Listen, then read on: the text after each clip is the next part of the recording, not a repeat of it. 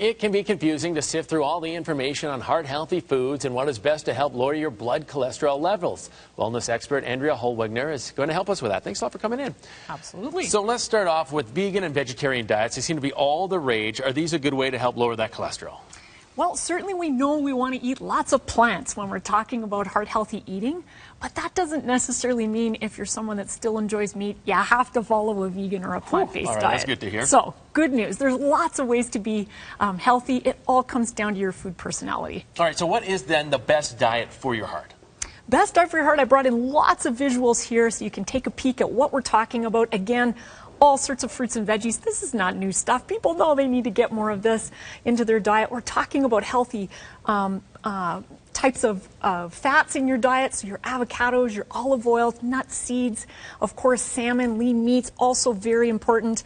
Of course, if you're not eating meat, then beans, lentils, chickpeas, good for everyone to have lots more of those, and whole grains. Same stuff we're talking about all the time that's good for your overall health. Triscuits. I might be surprised to see Triscuits and Muffets on here, but they pass the test? They're very whole grain options. And okay. So simple ingredients in there, and that's what we're after when we're talking about healthy foods. I like that. Let's boil it down. If you give the number one most important change to people to help with high cholesterol, what would it be?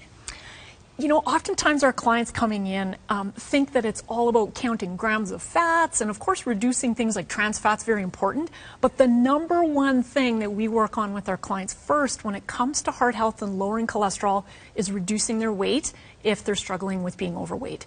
That has the most important role for dropping your overall cholesterol level, and sometimes even a couple of pounds makes a difference. What about foods high in saturated fat? I mean, there's butter and cheese, I mean, things I love. Are they bad for the heart?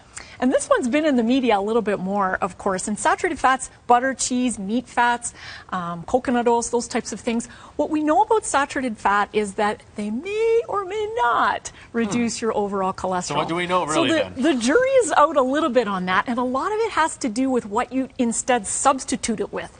So for example, if you reduced your butter consumption and added in more olive oil, then we know that that's actually going to improve your heart health. If, however, you decided to reduce butter and then put more sugar into your diet, this isn't necessarily going to actually help at all. Help at all. I see you mentioned butter or margarine. Where's your stance on that? Oh man, a lot comes down to, again, your food philosophy. So of course, plant-based vegetarians are probably going to go more for a margarine or a coconut oil. Again, making sure that it's non-hydrogenated. I'm a foodie first, so you can bet that I'm probably just going to stick with the all-natural butter because the taste is good. I love butter myself, too. I also eat eggs every day. Is that something we should limit because it's high in, cholesterol? No, and in fact, the research supports foods high in dietary cholesterol doesn't actually have a large impact on your blood cholesterol. So this is good news if you like things like eggs or shrimp.